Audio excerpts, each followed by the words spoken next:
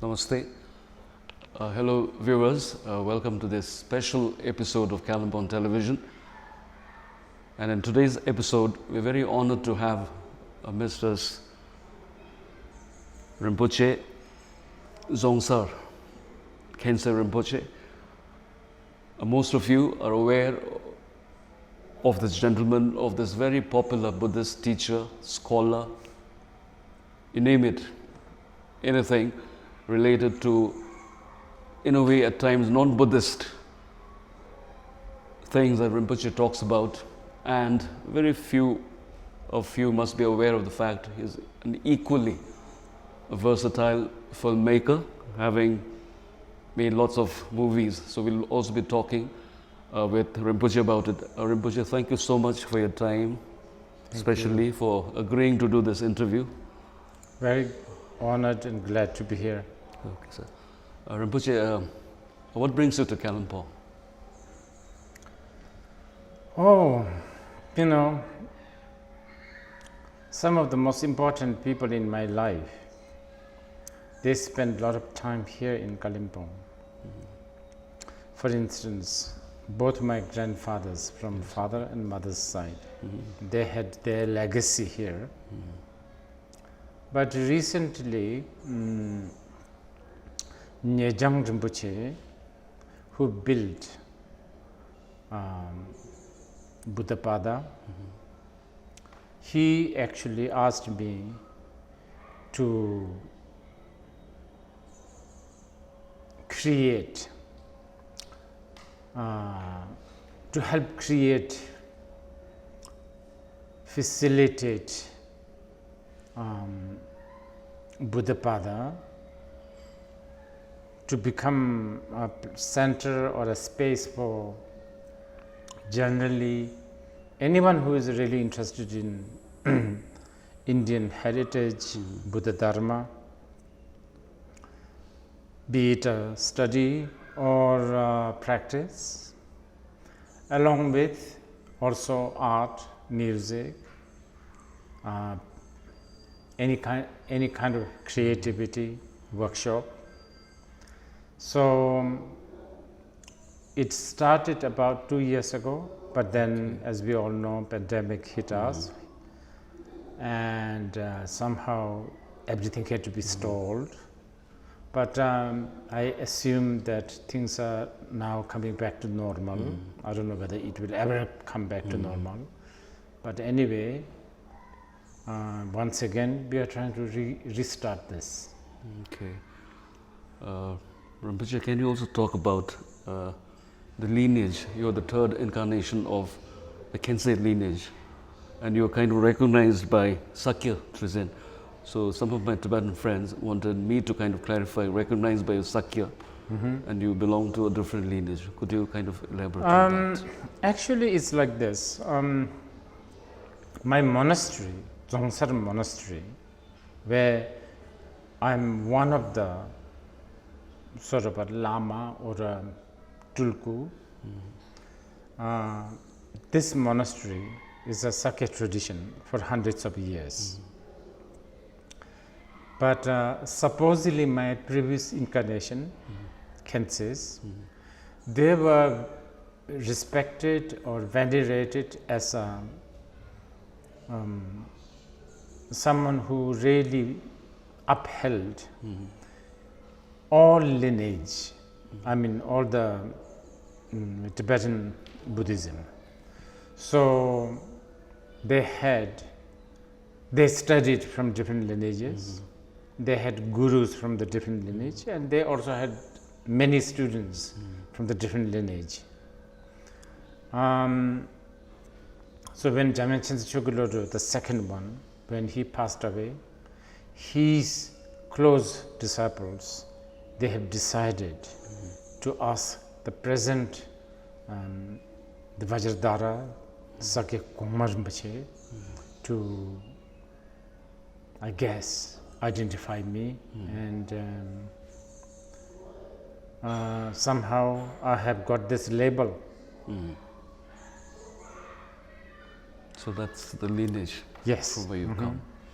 Can you also tell our viewers about your grandfather, the Dzongchen Rinpoche, closely connected with the construction of the Durpin monastery.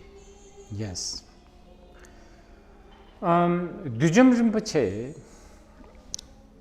I think it's important that people know, he was not really high-ranking Lama. Okay. Actually, he was, you know, in Tibet, because in the past, Tibet was very, I mean, Buddhism is a big part of the Tibetan life. And because of that, Buddhism, culture, and the patronage, and then the ranking, hierarchy, all that existed. So if you think like that, Dzongchen Rinpoche was never a high Lama. But the Dzongchen Rinpoche, Jigdal Yeshidoji, who built Durpin Sangdoperi, he, in the 1950s, late 1950s and 60s, when there was a big changes of time in Tibet, he sort of shined, and he was a very learned, and he was an accomplished master. So he ended up becoming the guru of many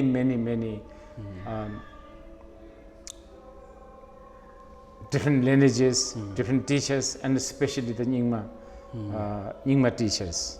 So this is why he became very, I don't know, highly venerated.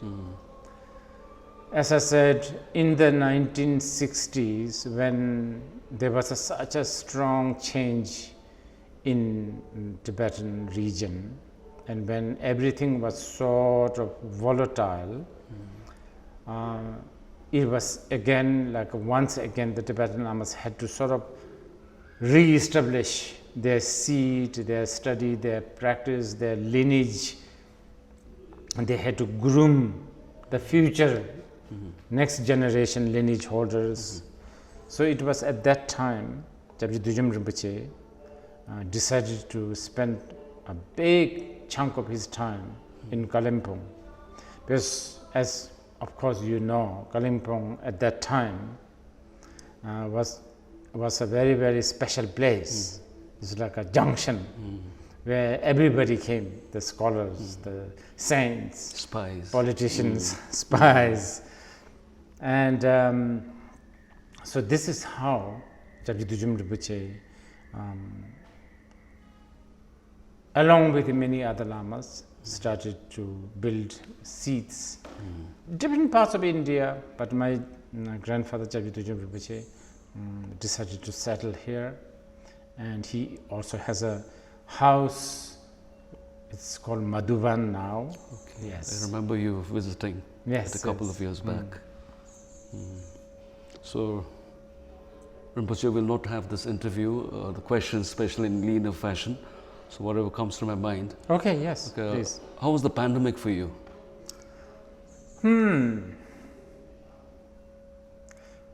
It's a mixed. Personally, I managed to read lots of books that I've always wanted to read. I also managed to do a lot of retreat meditation. You know, one is forced to station in one place. So I guess from that level, it was very productive.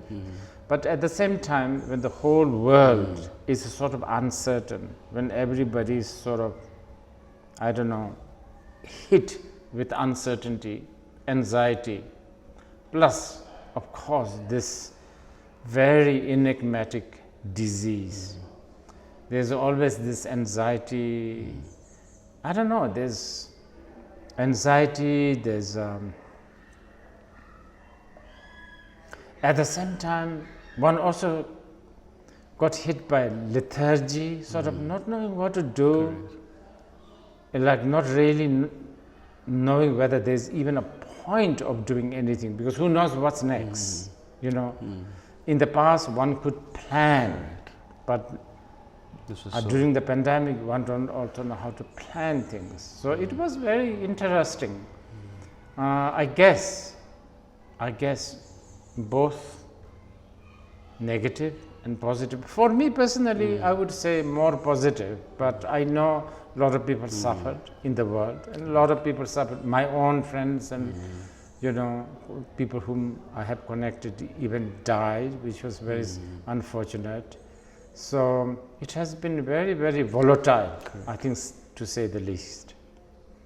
Especially during the pandemic, the world over, people suffer mental health disturbances. Yes. What was the case with you? Did you ever feel like challenged mentally? You see, I should say, as somebody who has a labor Lama, I get a lot of people coming to me for different kinds of help. Correct. And I should say, one big emerging problem rapidly, people who have sort of mental problem. I'm not necessarily talking about those who have actually gone mad. I'm talking about people who have depression, Yes. Uncertainty, sadness, and anxiety. I mean, I guess this is a big problem of the modern world. And it was, yes, to the certain extent, I can understand and appreciate, but I have to say, the pandemic, locking down, and all this has made me realize this even more. So I guess maybe I have a slightly more empathy with those who have this kind of situation. But also, I have to say, my trust and confidence to the practice of Dharma actually grew more, because finally I could really appreciate of, India and China, these two giant countries, they have spent, they talked about the mind, they talked about the mental fabrication. 3,000 years ago, the study of mind only came much later in Europe, in the West. So even from that point of view, now from Dharma point of view, we know very well the study of Dharma, practice of Dharma is basically, how to handle Dharma, how to handle mind. It is really working with the mind training, mind recognition, how to appreciate the self-awareness, consciousness, so on and so forth. So this is very, so I have gained a lot of confidence that Buddha Dharma is an answer to the modern world. Yes, of course, the pandemic has accentuated this much more, but I think the mental illness is not going to go away. It's going to get worse, because, the modern world is becoming like this. People are becoming alienated. People are becoming, sort of in a very twisted way, identity-less. Who are they? Are they just job? Are they just a diploma? Are they just, what are they, So suddenly, I think people will begin to, hopefully, actually go inward. Especially during the pandemic, lots of questions were put forward. Yes. If there is a loving God, why does he allow suffering to happen? Why does he intervene? Exactly. What does this say on that, Rinpoche? Well, as a Buddhist, we don't believe in a creator God who decides you have the happiness or you get punished, so on and so forth. As a Buddhist, we believe that we ourselves, individually or collectively, create the world. So, based on someone who really subscribed to such kind of path, now is the time to apply this awareness that if you want to have an individual peace and harmony in your individual life or a collective life, we need to really think. We need to be really inward. We need to be mindful. We really need to care about our world, our earth.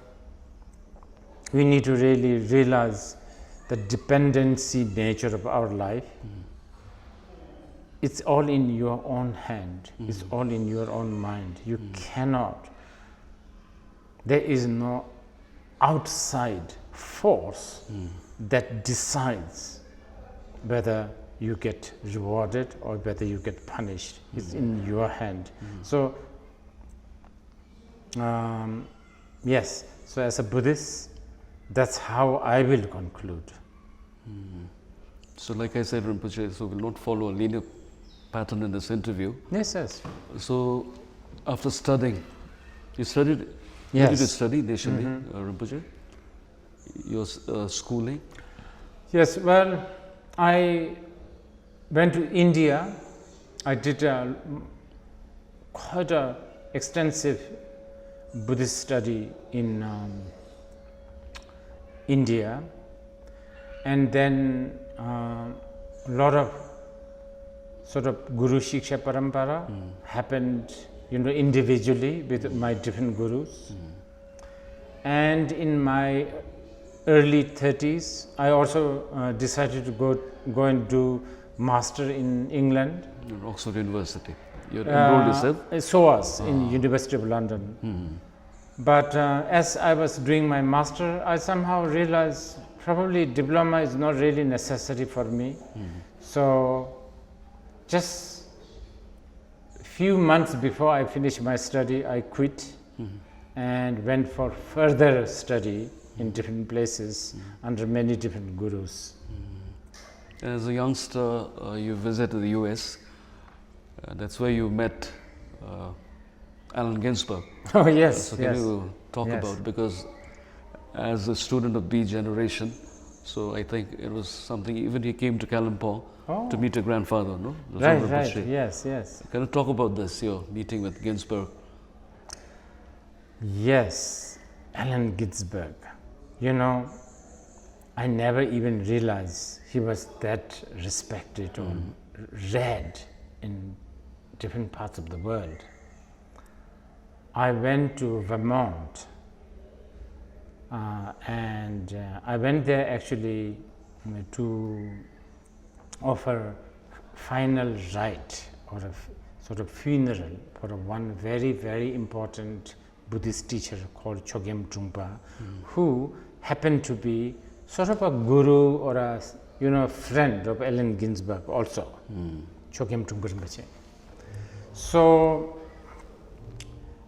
sometimes in the afternoons we will gather, and then this old man with a very unique round glass reading glass is there, and we would be doing a lot of conversations along with many of his other friends. And then only much later I realized he was Allen Ginsberg, the famous Allen Ginsberg. Then you didn't know. Yes, no. Rinpoche, you're also a very talented filmmaker. That's what the New York Times, I think, they've written in one of their reviews. So you say in one of the interviews, for me, a film can be like modern day tanka. What do you mean by this?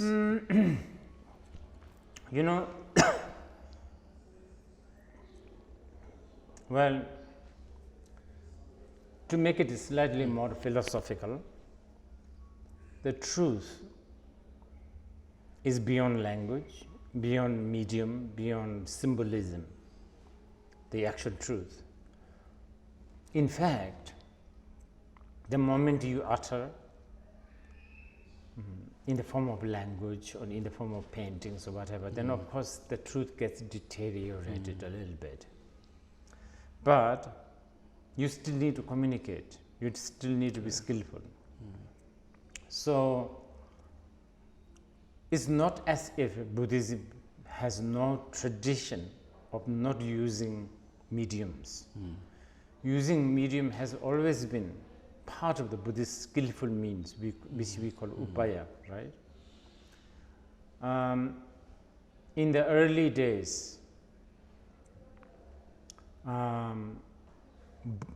Buddhist temples used to have the wheel of life painted on the wall of temple or a kitchen or a dining, to remind the monks or the devotees that how our own kleshas, emotions, can get projected as a different realm, so on and so forth.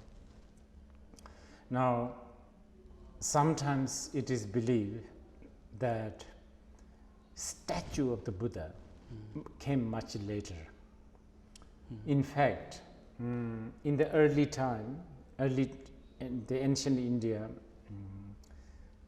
there was no statue of Buddha. I mean, very popular. It wasn't.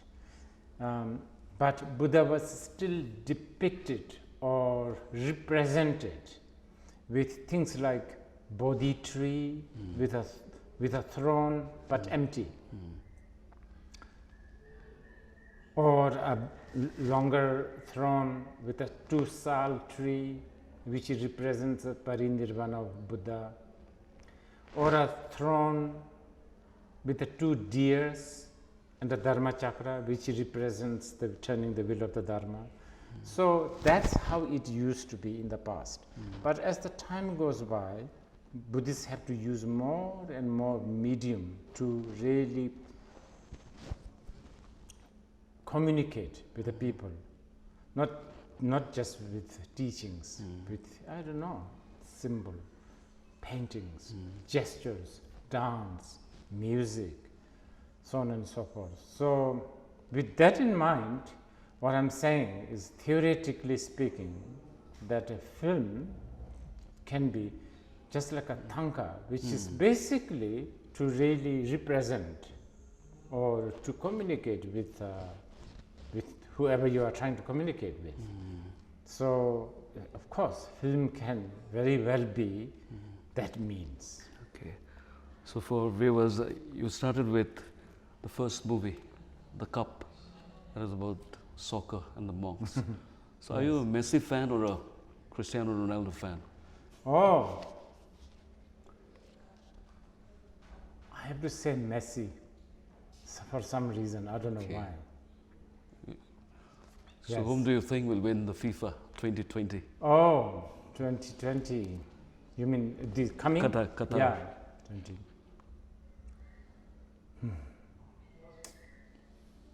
When I meet my English friends, I almost feel like, they should just win it just for the sake of, because they've been struggling so much. Yes. They've been really wanting to win. But I have a little doubt they will win.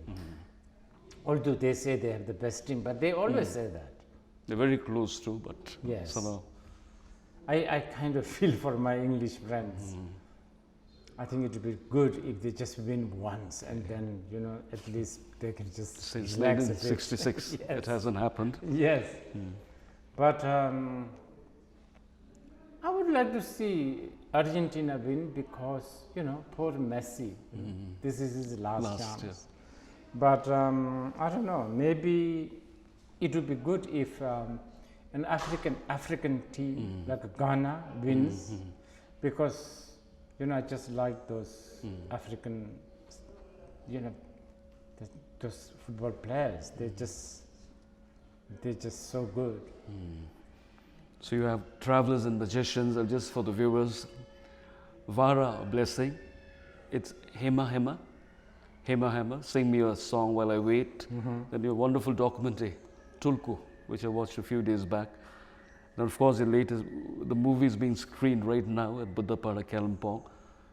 Lady with Fangs on a Mustache, 2019. Can you just small sketch of this movie for our viewers. Okay. So, okay, as a someone who has my profession, which is whatever I'm doing, that this Buddhist thing, I know I can't dedicate big part of my life to making film. To me, this is something that I do whenever I have time. I don't have time for this all the time, abundantly. Okay. So which means that if I make film, it will be more for like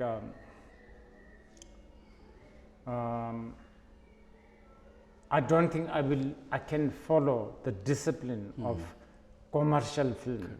Because if you are making a commercial film, which is difficult, it's really difficult, because I think you have to follow a certain formula.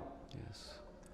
And you have to also think about the marketing, the distribution, and commercial all success. that, which is it itself is an art.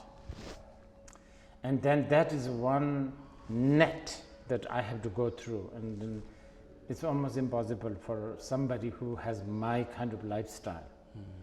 So the only thing that I can do is do more like a kind of an independent, sort of obscure, more individualistic, experimental expression kind of film. So with that in mind, I'm thinking like, the world has so many stories, and the stories stories are not always like a boy meet a girl or a girl meet a boy, or like a bank robbery or a car chase or a war or some sort of a political issues, or there are so many unique stories. Some of them are like really mind-boggling, unbelievable stories, but it's still a story. And this kind of story is what I'm attracted to. It's something that I personally, I'm more inclined to that kind of story. So, looking for the lady with the fangs and mustache is very much to do with Nepal, and especially Kathmandu, which is a very, very ancient city with a lot of magic, lot of myth, lot of stories, a lot of devis, devas, and that is so rich. And I just wanted to sort of present that kind of.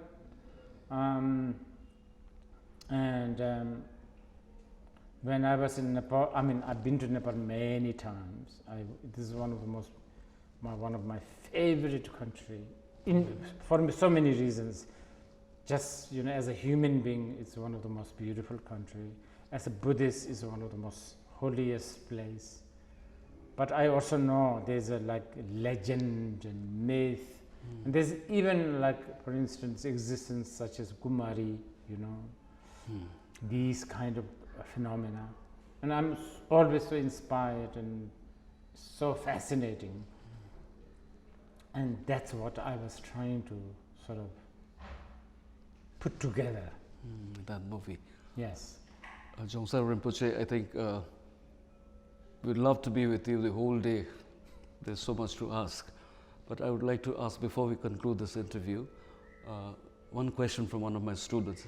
They had put around 10-15 questions, but that's not possible, so I'll put one only. Okay. So one of my student from class 9, she wants to ask you, okay, how not to get jealous.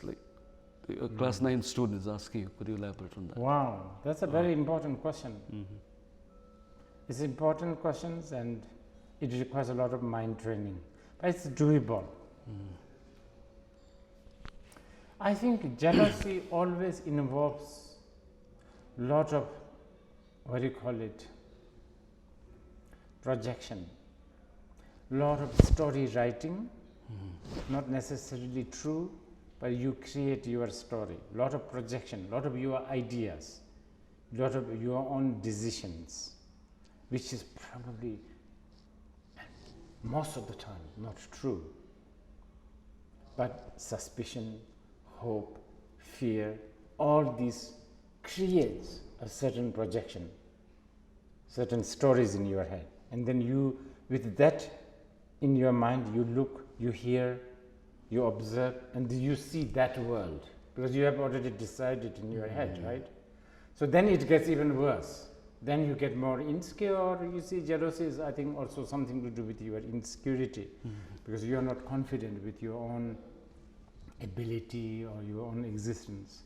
So I think he or she should really invest time in building this self-confidence. And